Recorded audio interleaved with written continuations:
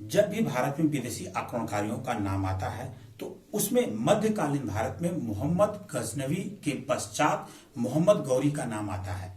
और मोहम्मद गौरी के आक्रमण का उद्देश्य मोहम्मद गजनवी के आक्रमण से बिल्कुल विपरीत था। जहां पे मोहम्मद गजनवी का आक्रमण भारत में लूटपाट करके यहां से धन ले जा करके मध्य एशिया में एक शक्तिशाली साम्राज्य का स्थापना करना था, वहीं मोहम्मद गौरी के आक्रमण का उद्देश्य भारत में एक साम्राज्य का स्थापना करना था। हालांकि दोनों आक्रमणकारियों ने बहुत ज्यादा मारकाट मचाई, बहुत ज्यादा लूटपाट किया तथा इन्होंने मंदिरों का नाश किया और आम जनता का कत्लेआम किया, लेकिन दोनों आक्रमणकारियों का जो उद्देश्य था विपरीत था। नमस्कार मेरे भाइयों, मेरे प्यारे विद्यार्थियों, आज मैं आप लोगों को सामने मोहम्मद गौरी के भारत में आगमन तथा भारत में इसके युद्धों के बारे में चर्चा कर रहा हूं। वीडियो में आगे बढ़ने से पहले आप लोग वीडियो को लाइक कर लीजिएगा तथा पसंद आने पर वीडियो को शेयर करिएगा। अब हम बात करते हैं मोहम्मद गौरी की। पूरा नाम शहाबुद्दीन मोहम्मद गौरी, पिता का नाम बहालुद्दीन शाह प्रथम, जन्म तिथि 1141, जन्म स्थान गौर घराना, शासक गजनी के अधीन गौर राज्य का शासक था। पहले जो गौरी था, गौर राज्य था, गजनी के अधीन था, लेकिन जब शहाबुद्दीन मोहम्मद गौरी शासक वहां का बनता है तो इसने अपनी शक्तियां इतनी ज्यादा बढ़ा ली कि यह गजनी से भी ज्यादा शक्तिशाली हो गया तथा गजनी को गौर घराने के अंदर ले लिया। और यह जब मोहम्मद गौरी शासन कर रहा था गौर घराने पे तो उसके सामने साम्राज्य विस्तार की नीति में कोई भी समस्या नहीं आई, लेकिन जब भी वह आक्रमण करना चाह रहा था अपने साम्राज्य विस्तार करने के लिए राजाओं पे, उस समय यहां मध्य एशिया में ख्वारिज्म शाह का शासन था और इधर भारत था। तो इसके सामने अपने साम्राज्य विस्तार करने का इधर का रास्ता पूरी तरह से बंद हो चुका था। अब इसके सामने मात्र एक विकल्प था, भारत की तरफ आक्रमण करना। तो इसी विकल्प को उसने सही माना, क्योंकि ख्वारिज्म शाह से लड़ करके जीत पाना उसके बस की बात नहीं थी, उसके ताकत से परे थे। ख्वारिज्म शाह ने एक बहुत शक्तिशाली अपनी सेना बना रखी थी। तो अब हम बात करते हैं मोहम्मद गौरी के भारत में विभिन्न आक्रमणों की। जब मोहम्मद गौरी भारत पर आक्रमण करता है तो सबसे पहले 1175 में मुल्तान के राजा करमार्थी के विरुद्ध आक्रमण करता है और इस युद्ध में करमार्थी राजा पराजित हो जाते हैं। उसके पश्चात 1182 में गौरी कच्छ तथा सिंध पर अधिकार कर लेता है, 1182 में। लेकिन इन्हीं बीच में एक समय ऐसा होता है 1178 का, जब यह गुजरात पर आक्रमण करता है तो वहां के शासक भीम ने मोहम्मद गौरी को पराजित किया और बहुत ही बुरी तरह पराजित करके इसको वहां से वापस लौटा दिया। जब वहां से भीम से पराजित हो जाता है तब मोहम्मद गौरी के पास और कोई विकल्प नहीं बचा है, यह पंजाब के पास आक्रमण करता है, सिंध तथा पंजाब की तरफ आक्रमण करता है और वहां पे ये अपना एक ठिकाना बना लेता है और वहां पे अपने साम्राज्य को स्थायित्व प्रदान करने लगता है। इसी बीच में मोहम्मद गौरी अपनी सेना को सुदृढ़ करने के बाद अजमेर की तरफ बढ़ता है। अजमेर पे उस समय एक 14 वर्ष के बालक पृथ्वीराज का शासन था। पृथ्वीराज चौहान अपने समय में एक शक्तिशाली और महान शासक थे और इनकी वीरता के बारे में जितना भी कुछ कहा जाए एक कम है, लेकिन इन्होंने कुछ ऐसी गलतियां की जिसकी वजह से इतिहास आज भी बदलने के कगार पर पहुंच गया है। अगर पृथ्वीराज चौहान ने वो गलतियां न की होती तो शायद भारत का आज भूगोल और राजनीति दोनों ही अलग हुए होते। वह गलतियां कौन सी थी हम उसके बारे में बाद में चर्चा करेंगे। पहले बात करते हैं तराइन का प्रथम युद्ध 1191 में मोहम्मद गौरी और पृथ्वीराज चौहान दोनों की सेनाएं आमने सामने होती हैं, जिसमें पृथ्वीराज चौहान ने मोहम्मद गौरी को बुरी तरह से पराजित किया और इसको दूर तक भगा दिया, इसकी सेनाओं का पीछा किया और भटिंडा तक उसकी पीछा किया।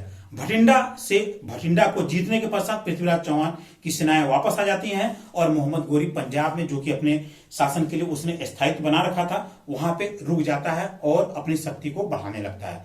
मोहम्मद गौरी के खिलाफ पृथ्वीराज चौहान की सेना का भटिंडा से लौट आना, यह इतिहास की एक बहुत बड़ी घटना मानी जाती है।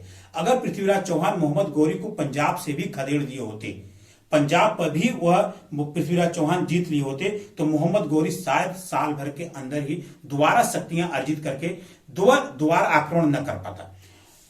1192 में तराइन का द्वितीय युद्ध होता है, जो पृथ्वीराज चौहान के लिए बहुत ही कष्टदायी होता है। पृथ्वीराज चौहान इस युद्ध में हार जाते हैं और मोहम्मद गौरी विजयी हो जाता है तथा भारत में एक तरह से तुर्क सत्ता की स्थापना का मार्ग प्रशस्त हो जाता है। इस तराइन के द्वितीय युद्ध के बारे में हम थोड़ी देर बाद में चर्चा करते हैं, क्योंकि एक इतना ही महत्वपूर्ण है। इतिहास परिवर्तनकारी युद्धों में से यह प्रथम युद्ध है, क्योंकि मेरा मानना है कि इतिहास में और इतिहासकारों का मानना है, इतिहास में 3 ऐसे युद्ध हुए जो एक 1192 का तराइन का द्वितीय युद्ध, दूसरा 1526 का पानीपत का प्रथम युद्ध, तीसरा 1757 का प्लासी का युद्ध। ये तीनों घटनाएं ऐसी हैं जो कि एक तरह से इतिहास परिवर्तनकारी युद्ध हुए हैं। तराइन के द्वितीय युद्ध में पराजित के बाद भारत में एक तरह से तुर्क सत्ता की स्थापना होती है और भारत में मुस्लिम शासन का प्रारंभ हो जाता है। वहीं 1526 में पानीपत के प्रथम युद्ध में बाबर की विजय के बाद दिल्ली सल्तनत का खत्म होता है और भारत में मुगल का प्रवेश होता है, जो कि 200-250 वर्षों तक भारत में शासन करते हैं। वहीं बात करते हैं 1757 के प्लासी युद्ध की बात, तो इस युद्ध के बाद से अंग्रेजों का भारत पे अधिपत्य प्रारंभ हो जाता है। तो यह 3 युद्ध 1192 में, 1526 और 1751, तीनों ही युद्ध इतिहास की परिवर्तनकारी घटनाओं में से एक है। अब हम बात करते हैं उसके बाद 1194 में चंदावर का युद्ध होता है, जिसमें मोहम्मद गौरी राजा जयचंद को पराजित करता है। राजा जयचंद का नाम लेते ही हमारे सामने एक तरह से कुकृत करने वाला व्यक्ति, जो धोखा देने वाला व्यक्ति, ऐसे एक इमेज से क्रिएट होती है, क्योंकि इतिहास में राजा जयचंद को एक अच्छी उपाधि नहीं प्रदान की गई, एक अच्छा विशेषण नहीं प्रदान किया गया है। राजा जयचंद को एक धोखेबाज, एक मक्कार और एहसान फरमोश जैसे अन्य नामों से भी जाना जाता है। हम जब तराइन के द्वितीय युद्ध की बात करते हैं तो हम इन दोनों बातों पर चर्चा करते हैं। अब हम बात करते हैं ऐसी कौन सी घटनाएं थी जो कि एक साल के अंदर ही 1191 के तराइन के प्रथम युद्ध के पश्चात 1192 में मात्र साल भर के अंदर ही ऐसी कौन सी शक्ति, ऐसी कौन सी जड़ी बूटी मोहम्मद गौरी को मिल जाती है कि वह पृथ्वीराज चौहान के ऊपर पुनः आक्रमण करता है। तो उसकी जो सबसे कमजोर कड़ी है वह इन दोनों सालों के बीच का समय। हम अभी बात कर रहे थे 1194 में चंदावर के युद्ध में जयचंद को पराजित करता है मोहम्मद गौरी। जयचंद की पुत्री थी संयोगिता। उस समय संयोगिता और पृथ्वीराज चौहान का प्रेम प्रसंग चल रहा था। तराइन के प्रथम युद्ध में विजय प्राप्त करने के पश्चात पृथ्वीराज चौहान भी थोड़ा सा अपने आप को ओवर इवेल्युएट कर लेते हैं। आसपास के राजपूत राजाओं में उनकी एक धाक से जम जाती है तथा वह अपने इस शक्ति में थोड़ा सा अभिमानी भी हो जाते हैं, इतिहासकारों का मानना है, और वह अन्य जो आसपास के राजपूत नेताओं थे उनका मान मर्दन करने लगते हैं और उनको अपने सामने बहुत ही तुच्छ समझने लगते हैं। इसी तुच्छतापूर्ण घटना में राजा जयचंद की पुत्री संयोगिता का हरण आता है। राजा जयचंद की पुत्री संयोगिता का ये स्वयंवर से हरण कर लेते हैं, जिससे जयचंद बहुत ही ज्यादा इनके खिलाफ हो जाता है। और जयचंद की शक्ति की बात करते हैं तो ये पृथ्वीराज चौहान से किसी भी हैसियत में, ताकत में, राज्य में किसी भी हैसियत से कम नहीं था। यह पृथ्वीराज चौहान के समतुल्य ही शासक था। लेकिन जब जयचंद और पृथ्वीराज चौहान दोनों में शत्रुता हो जाती है तो एक तरह से यहां पे 2 बड़ी बड़ी शक्तियां एक दूसरे की प्रतिद्वंदी बन जाती हैं। राजा जयचंद जब 1192 में तराइन का द्वितीय युद्ध हो रहा था, राजा जयचंद अपने अनुयायियों के साथ युद्ध में शामिल नहीं हुआ था, जिससे एक बहुत बड़ी राजपूत शक्ति ने मोहम्मद गौरी के खिलाफ युद्ध में भाग ही नहीं लिया। और उस समय कुछ पृथ्वीराज चौहान की विदेश नीति इतनी खराब हो गई थी, राजा जयचंद कि 2 महान योद्धा आला और उदल भी पृथ्वीराज चौहान से युद्ध करने में परास्त किए थे, जबकि आला उदल पृथ्वीराज चौहान के समान ही व्यक्तिगत वीरता रखते थे। हालांकि वो सेना नायक थे, लेकिन फिर भी वो इतने वीर थे कि उनकी वीरता की कहानी अब आज भी सुनाई जाती है। बुंदेलखंड क्षेत्र में आलाखंड सुना जाता है। वीरता की एक मिसाल बन चुके थे। पृथ्वीराज चौहान से पराजित होने के बाद उनकी भी मृत्यु हो जाती है। यानी कि पृथ्वीराज चौहान को कई राजपूत राजाओं ने उनका सहयोग नहीं किया। अब बात करते हैं तराइन के द्वितीय युद्ध की। तराइन का द्वितीय युद्ध, जो कि मैंने आपको बताया एक इतिहास परिवर्तनकारी घटना होती है। इस तराइन के द्वितीय युद्ध में इतिहासकारों का कहना है कि मोहम्मद गौरी 1,20,000 सैनिकों के साथ पुनः पंजाब से अजमेर की तरफ बढ़ता है, और वहीं जिसमें से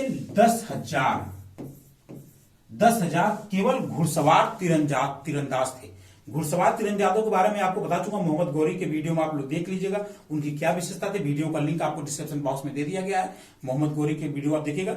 घुड़सवार तीरंदाज ऐसे तीरंदाज होते थे जो कि पलक झपकते ही घोड़े पर से तीर का वार करते थे, और भारतीयों के पास यह कला अभी उतनी ज्यादा परिपक्व नहीं थी और इतनी संख्या में नहीं थी।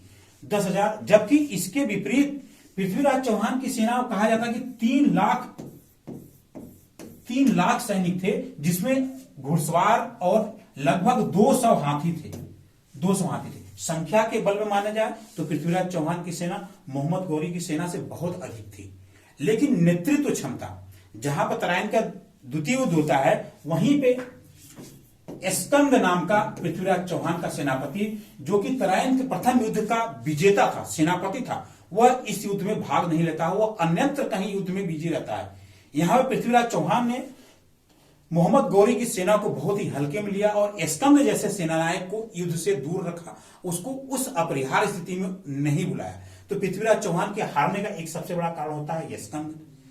पहला कारण तो उनकी विदेश नीति हो गई, दूसरा कारण वहां पे स्कंद नहीं था, तीसरा कारण मोहम्मद गौरी की सेना की तीव्रता। मोहम्मद गौरी इतनी तेजी से आक्रमण करता था कि भारतीय घुड़सवार, भारतीय सैनिकों को तुरंत तितर बितर करके वो भाग जाता था। तो पृथ्वीराज चौहान के तराइन के द्वितीय युद्ध में हारने का एक सबसे बड़ा कारण था। पृथ्वीराज चौहान युद्ध में हार जाते हैं, युद्ध से घायल होकर के युद्ध से सुरक्षित निकलने की कोशिश करते हैं, तो सरस्वती नदी के किनारे पर उनको गिरफ्तार कर लिया जाता है। यहां पे इतिहासकारों में आपको एक बात बता दूं, इतिहास में जो ढेर सारी इतिहासकारी घटनाएं हैं, वो पृथ्वीराज चौहान के राजकवि चंद्रबरदाई की किताब पृथ्वीराज रासो, जो कि हिंदी साहित्य का प्रथम काव्य कहा जाता है, उससे ज्यादा ली गई हैं, जो कि एक ऐतिहासिक ग्रंथ नहीं माना जाता है। तो पृथ्वीराज चौहान का जो ग्रंथ पृथ्वीराज रासो, उसमें ऐसी बहुत सी बातें लिखी गई हैं जिनका इतिहास में वास्तविकता से संबंध नहीं है। तो हम इतिहास की बात करते हैं तो पृथ्वीराज चौहान वहां पे पराजित हो जाते हैं और उनको बंदी बना लिया जाता है, लेकिन उनको वहां पे जिंदा छोड़ करके कुछ समय तक शासन करने के लिए अजमेर पर छोड़ दिया जाता है। लेकिन कुछ वर्षों पश्चात उनके ऊपर धोखाधड़ी का और षड्यंत्र रचने का आरोप लगा करके उनको मृत्यु के घाट उतार दिया जाता है। तो वह तराइन का जो द्वितीय युद्ध होता है, वह इतिहास की एक परिवर्तनकारी घटना होती है। इसी में साम्राज्य विस्तार करने में जब हम देखते हैं तो 1182 में गौरी तक कच्छ सिंधु का अधिकार कर लेता है, तथा 1195 से 1196 में गौरी ने बयाना तथा ग्वालियर पर आक्रमण करके अपने अधिकार में ले लेता है। वहीं 1204 से 1205 में भटिंडा के दुर्ग पर कब्जा करता है, तथा 1205 से सियालकोट के दुर्ग पर कब्जा करता है, और 1206 में गजनी नामक स्थान पर वापस जाते समय खोखरों से लड़ाकू जाति द्वारा वह मार दिया जाता है। 1205 में मोहम्मद गौरी जो है वापस भारत आता है। जब वो भारत आता है तो रास्ते में खोखरों से उसका एक खोखर लड़ाकू जाति होती, मैंने आपको बताया था जब मोहम्मद गजनवी से सोमनाथ मंदिर का युद्ध हो रहा था, उस समय खोखरों की एक विशाल सेना ने उसका विरोध किया था, और एक समय ऐसा आया था कि मोहम्मद गजनवी की सेना परास्त हो जाती, लेकिन कुछ ऐसी घटना घटती है कि जिससे मोहम्मद गजनवी को फायदा होता है और वो जीत जाता है। तो जब वो 1205 में आता है तो इन्हीं खोखरों को सजा देता है, लेकिन जब वो लौटता 1206 में लौटता है तो नमाज पढ़ते समय कहा जाता है धोखे से उसकी हत्या कर दी जाती है। जब 1206 में मोहम्मद गौरी की हत्या कर दी जाती है तो भारत का जो भी पूरा साम्राज्य था, वह मोहम्मद गौरी का कोई उत्तराधिकारी नहीं था, कोई पुत्र नहीं था, तो उसके उत्तराधिकारियों में भी युद्ध का प्रारंभ होता है। तो मोहम्मद गौरी का जो भी भारतीय क्षेत्र था, वह कुतुबुद्दीन ऐबक नामक उसके एक दास गुलाम के अधीन होता है। तो हम अगले वीडियो में कुतुबुद्दीन ऐबक की बात करते हैं तथा अगले वीडियो से हमारा दिल्ली सल्तनत प्रारंभ हो जाता है। वीडियो पसंद आया तो वीडियो को लाइक करिएगा तथा अधिक से अधिक शेयर करिएगा।